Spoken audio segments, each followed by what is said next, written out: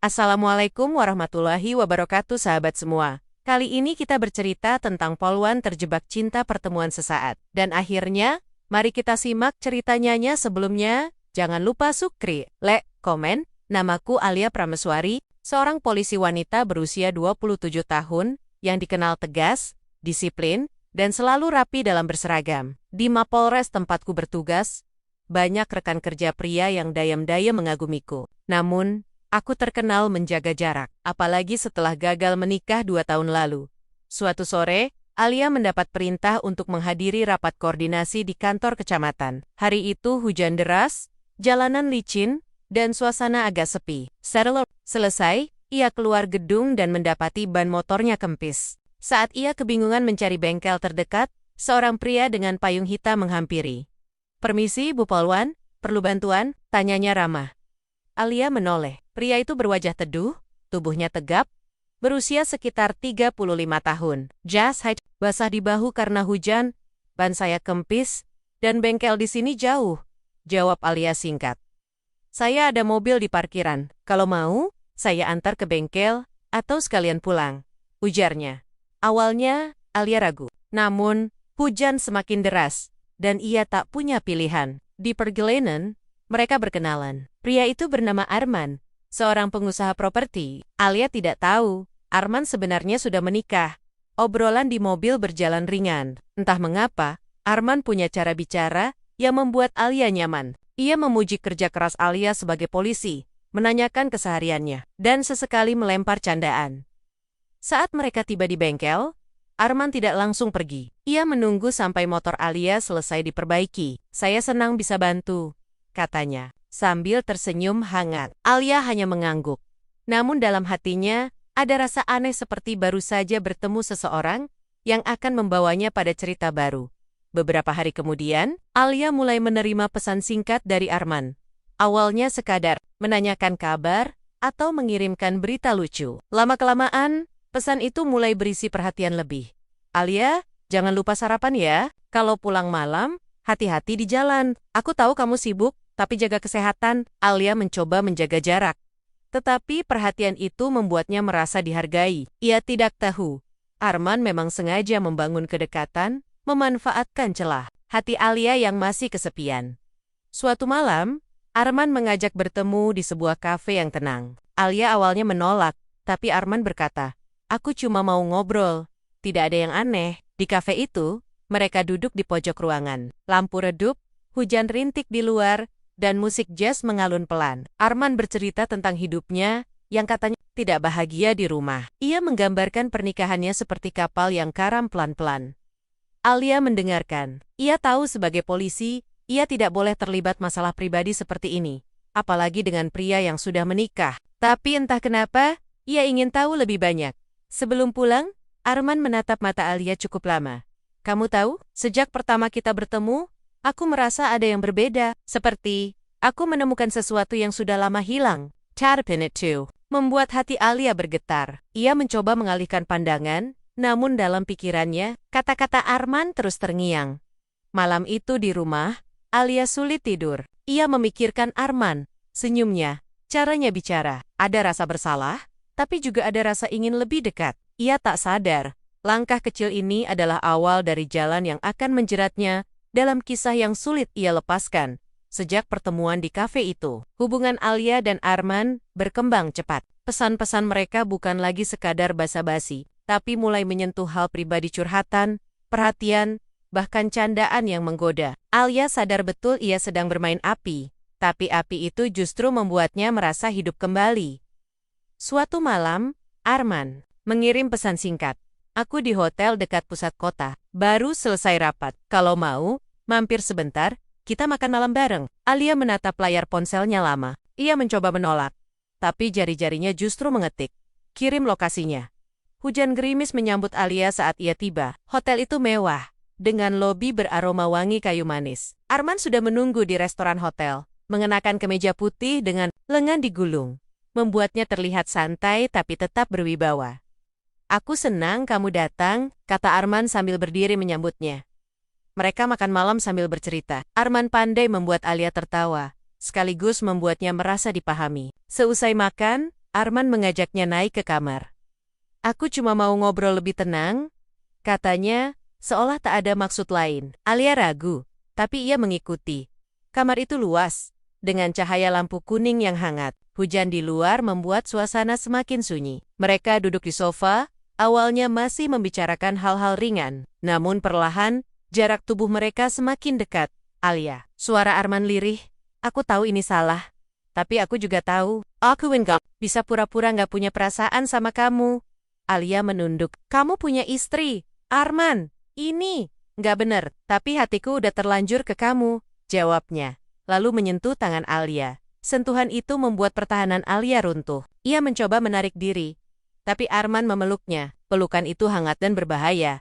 Tanpa sadar, bibir mereka bertemu. Awalnya singkat, tapi kemudian semakin dalam. Seolah menumpahkan semua rasa yang mereka tahan. Malam itu, batas yang seharusnya mereka jaga hancur berantakan. Keesokan paginya, Alia terbangun di ranjang hotel dengan selimut menutupi tubuhnya. Arman duduk di tepi ranjang sambil memandangnya. Aku janji Alia, aku nggak akan nyakitin kamu. Namun jauh di lubuk hati, Alia tahu ia telah masuk ke wilayah yang penuh risiko. Sebagai polwan, reputasinya bisa hancur. Sebagai wanita, ia tahu hubungan ini akan selalu dibayangi rasa bersalah. Tapi mengapa hatinya justru ingin mengulangnya lagi? Hari-hari berikutnya, mereka semakin sulit melepaskan diri. Arman sering mencari alasan untuk bertemu. Kadang mereka bertemu di kafe sepi, kadang di apartemen milik teman Arman yang jarang dipakai. Alia mulai membangun kebehangen kecil kepada rekan kerja dan keluarganya. Sampai suatu sore, Alia merasa tubuhnya lemas dan mual. Awalnya ia pikir karena kelelahan. Namun, setelah menghitung tanggal terakhir ia datang bulan, jantungnya berdegup kencang. Ia membeli tes pack dan melakukannya di kamar mandi. 2 garis merah muncul jelas. Tangannya bergetar. Ya Tuhan, malam itu, Alia mengirim pesan pada Arman. Kita harus bicara. Penting. Arman membalas cepat. Katakan saja sekarang. Alia mengetik pelan. Aku hamil. Tidak ada balasan selama beberapa menit. Detik-detik itu terasa seperti jarum yang menusuk dada Alia. Lalu, sebuah pesan masuk. Kita ketemu besok. Jangan bilang siapa-siapa dulu. Alia menatap layar ponselnya. Perasaannya campur aduk. Ia tahu, mulai dari sini, hidupnya tak akan pernah sama lagi. Pertemuan itu terjadi di sebuah kafe pinggir kota yang sepi. Alia duduk di sudut, mengenakan sweater hitam dan topi, mencoba menyamarkan diri. Matanya gelisah menunggu Arman. Ketika Arman datang, ia langsung duduk di depannya, tanpa banyak basa-basi. Wajahnya tegang. Alia, kamu yakin? Alia menatapnya tajam. Aku sudah tes 2 kali. Hasilnya sama, aku hamil. Arman menghela napas panjang, menunduk sambil memijat pelipis. Ini, rumit, ini anak kita, Arman. Aku nggak bisa pura-pura nggak terjadi apa-apa. Suara Alia mulai bergetar. Arman memandangnya, ada rasa bersalah di matanya. Aku nggak mau kamu sengsara, tapi kamu tahu, aku punya keluarga. Kalau ini terbongkar, semua bisa hancur bukan cuma aku tapi kamu juga. Karier kamu, nama baik kamu. Alia mengeraskan rahang. Jadi, kamu mau lepas tangan? Aku nggak bilang begitu. Arman menjawab cepat. Aku cuma butuh waktu. Kita harus cari cara yang aman. Namun, di hati Alia, kata butuh waktu terdengar seperti menunda masalah. Ia keluar dari kafe itu dengan langkah cepat, meninggalkan Arman yang termenung. Minggu-minggu berikutnya, Alia berusaha menjalani tugasnya seperti biasa. Ia tetap berpatroli, tetap tersenyum pada warga, tapi di balik senyum itu, pikirannya penuh. Badai, rasa mual di pagi hari, semakin sering datang. Beberapa rekan mulai bertanya-tanya, kenapa wajahnya pucat. Sementara itu, Arman semakin jarang menghubungi. Alasannya selalu sama, banyak pekerjaan atau istriku curiga. Alia mulai ditinggalkan. Suatu malam, Arman akhirnya menghubungi lagi. Kita ketemu di tempat biasa. Aku ada kabar. Di pertemuan itu, Arman terlihat gugup. Alia, aku sudah pikirkan semuanya. Aku nggak bisa cerai sekarang. Anak-anakku masih kecil. Kalau aku tinggalkan mereka, hidup mereka akan berantakan. Alia merasa dadanya sesak. Terus, aku harus... Aku nggak mau buang bayi ini, Arman. Dia nggak salah. Aku tahu. Dan aku akan tanggung jawab. Aku akan biayai semuanya. Tapi kita nggak bisa terlalu sering ketemu. Ini demi keselamatan kita berdua. Kata-kata itu membuat Alia ingin marah. Tapi ia juga takut kehilangan Arman sepenuhnya. Ia pulang malam itu dengan hati yang semakin berat. Masalah bertambah ketika seorang rekan di kepolisian, Bribtu Rani, mulai curiga. Rani adalah teman dekat Alia, tapi juga orang yang tajam matanya. Lai, akhir-akhir ini kamu sering melamun. Ada apa? Kamu kelihatan seperti orang yang menyembunyikan sesuatu, tanya Rani suatu siang. Alia tersenyum tipis. Nggak ada apa-apa, cuma capek. Tapi Rani tidak mudah percaya. Ia memperhatikan gerak-gerik Alia. Bahkan mulai melihat Alia sering menerima telepon diam-diam. Suatu sore, saat Alia sedang duduk di pos jaga, Rani tiba-tiba datang membawa ponselnya. Lai, ini bukan urusanku, tapi cowok ini yang sering kamu ketemuin bukan? Di layar ponsel Rani, ada foto Arman sedang bersama seorang wanita dan 2 anak kecil keluarganya. Darah Alia terasa berhenti mengalir. Dari mana kamu dapat ini? Dia cukup terkenal di lingkungan perumahan elit. Dia suami orang, Lai. Alia tak bisa berkata apa-apa. Air matanya hampir jatuh. Ia sadar, rahasianya berada di ujung tanduk. Malam itu, ia menerima telepon dari Arman. Suaranya panik. Alia, istriku tahu aku sering keluar malam. Dia mulai curiga kalau dia tahu soal kamu. Semuanya akan berakhir buruk. Alia hanya terdiam. Dalam hati, ia mulai bertanya apakah Arman benar-benar akan melindunginya, atau justru meninggalkannya demi menyelamatkan dirinya sendiri. Seminggu setelah telepon panik dari Arman, hidup Alia seperti berjalan di atas pecahan kaca. Setiap langkah terasa menyakitkan. Ia tetap menjalankan tugasnya sebagai pahlawan. Tapi di balik seragam rapi itu, perutnya yang mulai mengeras adalah rahasia yang nyaris tak bisa ia sembunyikan lagi. Rani, sahabatnya di kepolisian, semakin mencurigai. Hingga suatu sore, Rani mendekatinya di ruang ganti. Le, aku nggak mau ikut campur, tapi aku tahu kamu hamil. Dan aku tahu, itu bukan karena pacar resmi atau suami. Kamu mau jelasin? Alia hanya diam.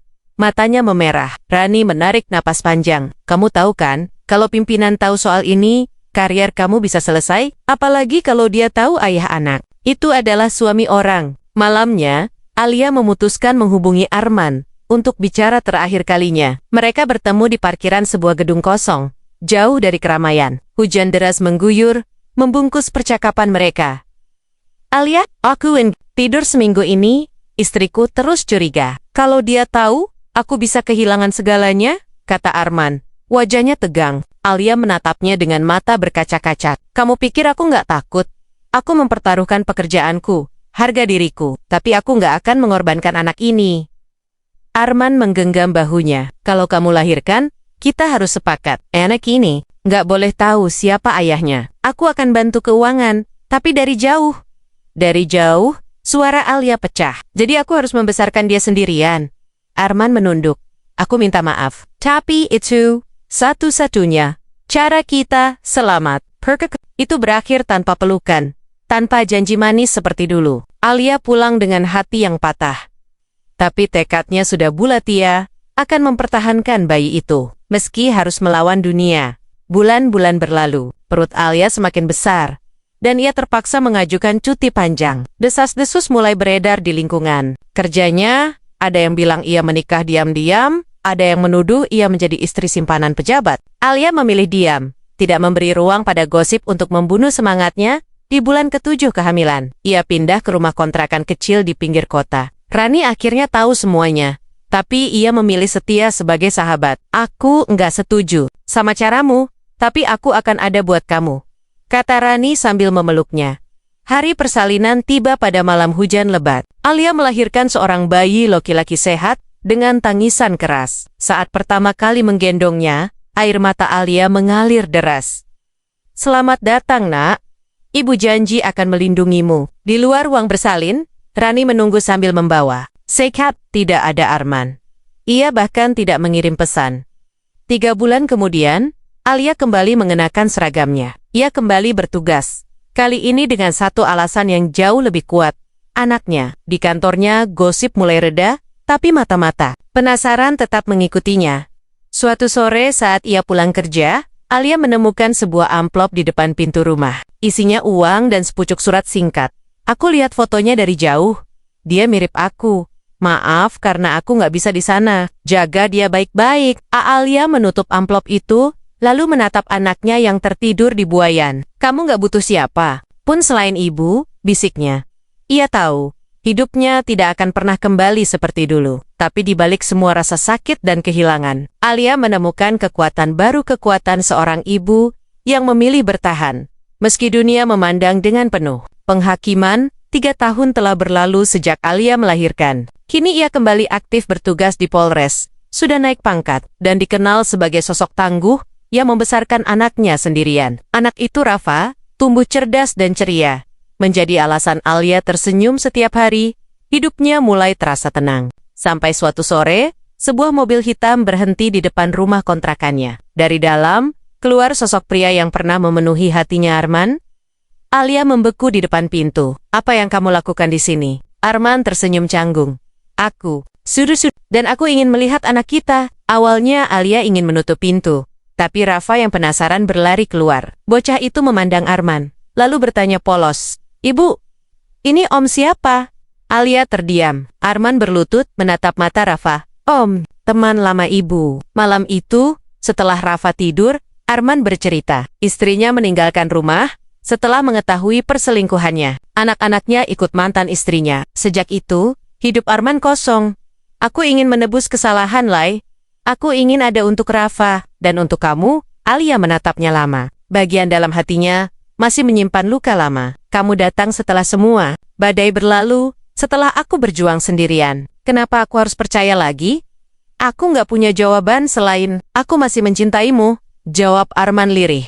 Hari-hari berikutnya, Arman mulai sering datang. Ia bermain dengan Rafa, mengantar Alia berangkat kerja, bahkan membantu keuangan rumah. Perlahan, Rafa mulai dekat padanya, tanpa tahu kebenaran bahwa Arman adalah ayah kandungnya. Namun, kedekatan ini kembali menimbulkan bisik-bisik di lingkungan Alia. Rekan kerjanya mulai bertanya-tanya, siapa pria yang sering mengantar dan menjemputnya? Rani, sahabat Alia, memanggilnya ke kantin dan berkata, Lai, kamu yakin mau buka pintu lagi buat dia? Luka lama bisa berdarah lagi. Alia hanya menunduk. Di satu sisi, ia masih merasakan getaran yang sama saat Arman ada di dekatnya. Di sisi lain, ia takut terjebak di lingkaran yang sama seperti dulu. Suatu malam, Arman datang membawa boneka besar untuk Rafa. Setelah Rafa tidur, ia mendekat pada Alia. Aku nggak mau lagi jauh dari kalian. Aku mau kita jadi keluarga. Banner, keluarga. Alia memandangnya. Hatinya berperang. Ingatan akan malam-malam penuh tangis dulu muncul kembali. Tapi begitu juga kenangan saat Arman memeluknya dengan hangat. Aku butuh waktu, kata Alia akhirnya. Aku akan menunggu, jawab Arman sambil mengecup keningnya pelan. Di kamar, Alia menatap Rafa yang tidur pulas. Ia sadar, masa depannya kini berada di persimpangan. Menerima kembali Arman dengan segala resikonya, atau tetap berjalan sendirian demi menjaga ketenangan yang telah ia bangun. Dan untuk pertama kalinya, setelah bertahun-tahun, Alia kembali merasakan rasa takut bukan karena tugasnya sebagai polisi, tapi karena ia tahu, hati manusia selalu menjadi medan yang paling sulit dijaga. Sekian, wassalamualaikum warahmatullahi wabarakatuh.